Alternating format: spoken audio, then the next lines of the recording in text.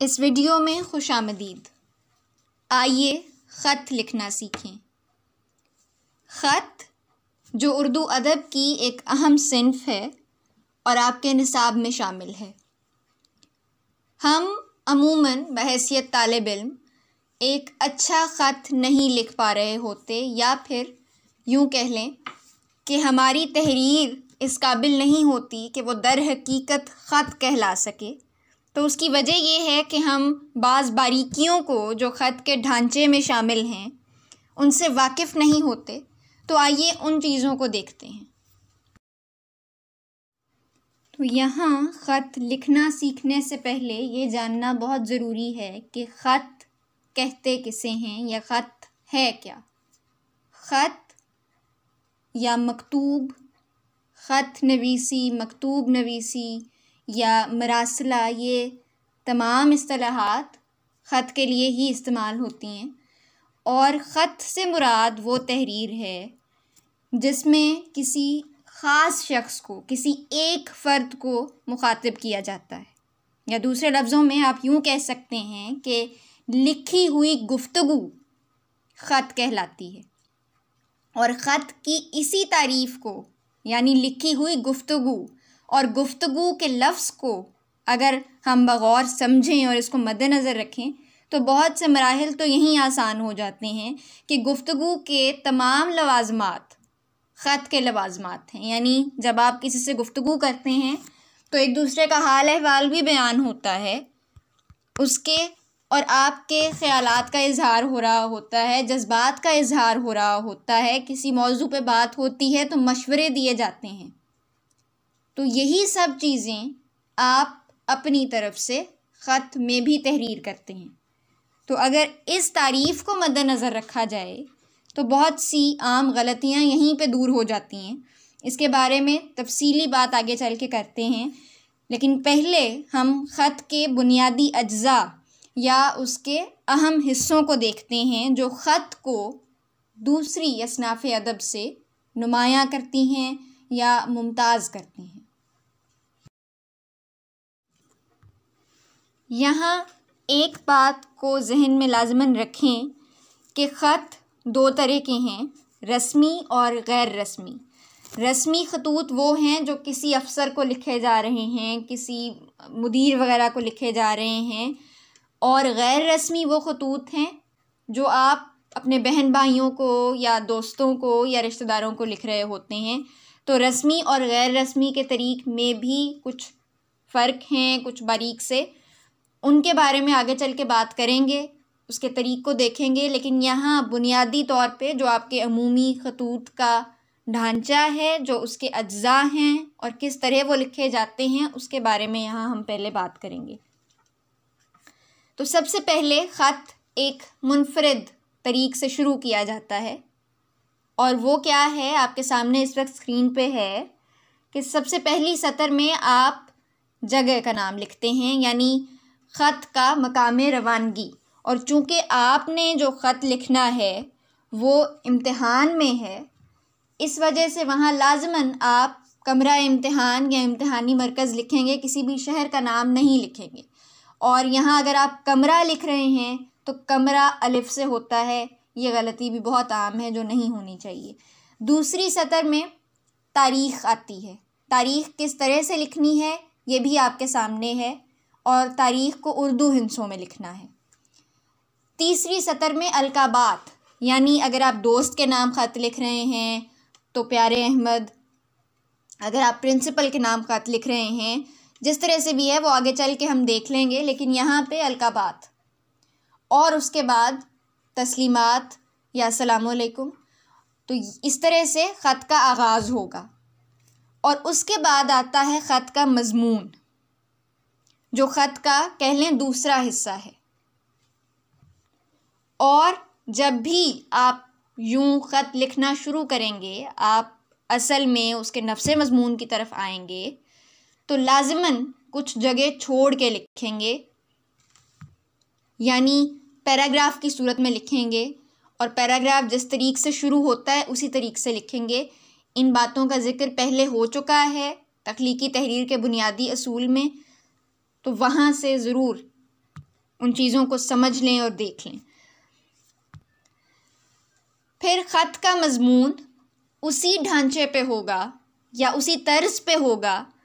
جو ہم تخلیقی تحریر کے متعلق سیکھتے آئے ہیں کہ ہر قسم کی تحریر کا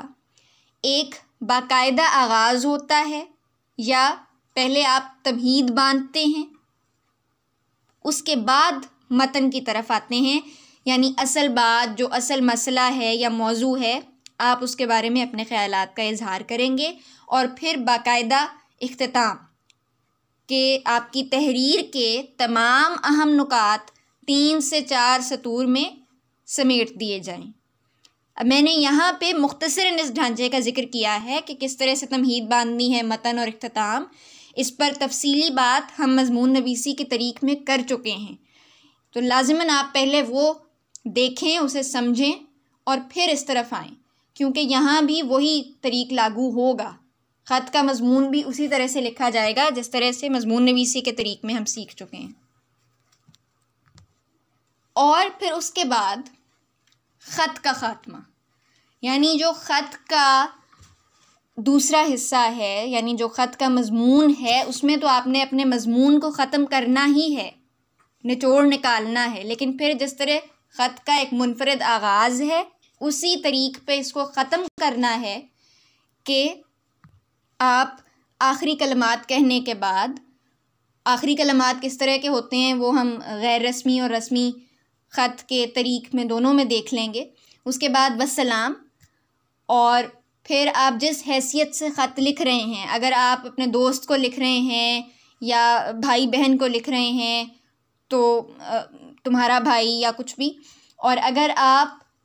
مدیر کو لکھ رہے ہیں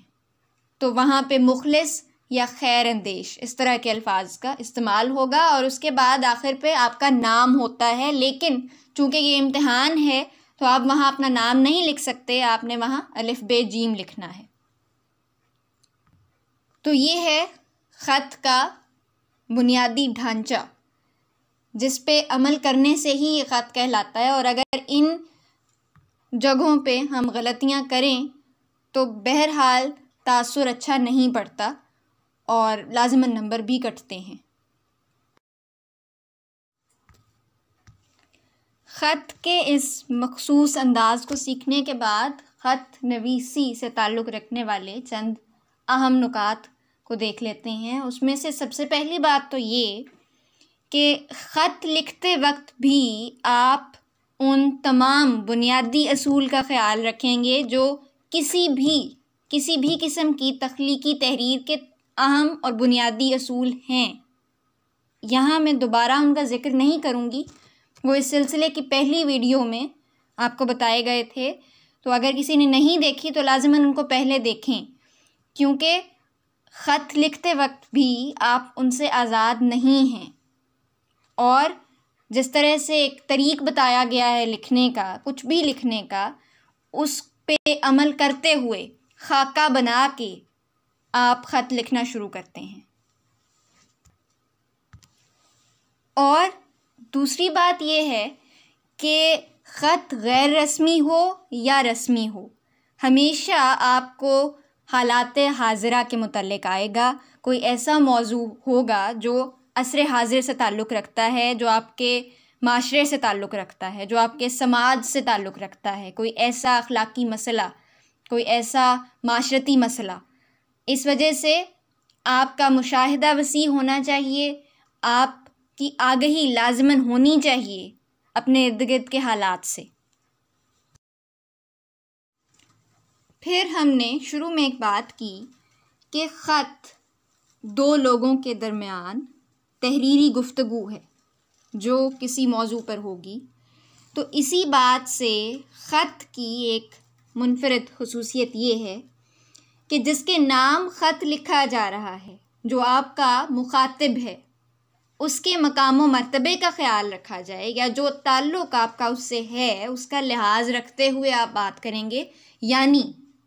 آپ کا لب و لہجہ، زبان،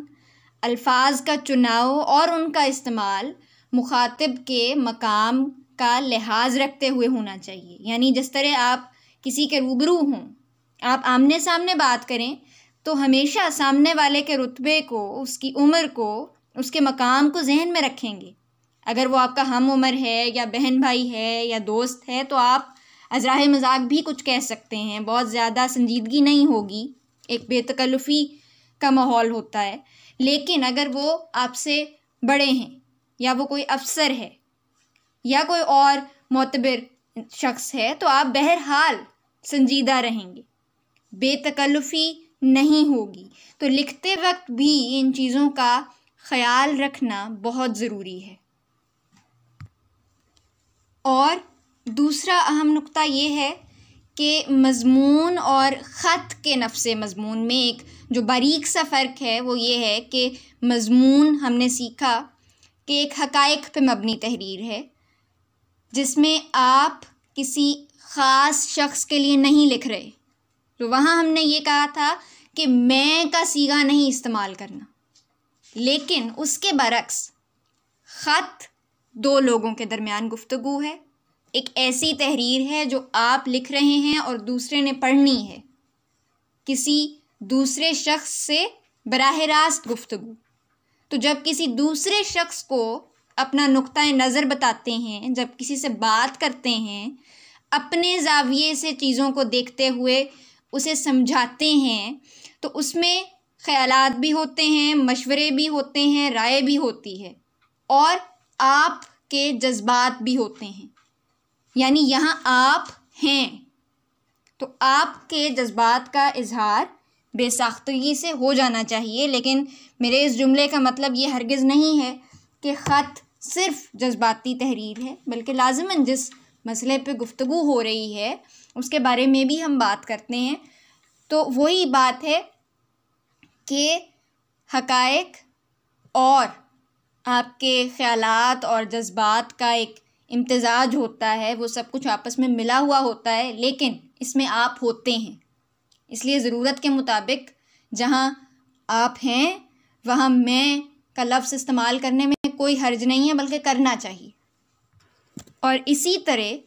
جس شخص کو آپ خط لکھ رہے ہیں اسے بھی اگر آپ اپنی تحریر میں 1 سے 2 مرتبہ مخاطب کر لیں تو اس میں بھی کوئی حرج نہیں ہے، بلکہ بعض اوقات تاثر بہت اچھا پڑتا ہے۔ تو یہ تھا خط لکھنے کا طریق اور کچھ بنیادی نکات۔ اب ویڈیو کے دوسرے حصے میں ہم رسمی اور غیر رسمی خط کا فرق اور اس کا طریق سیکھیں گے۔ بہت شکریہ۔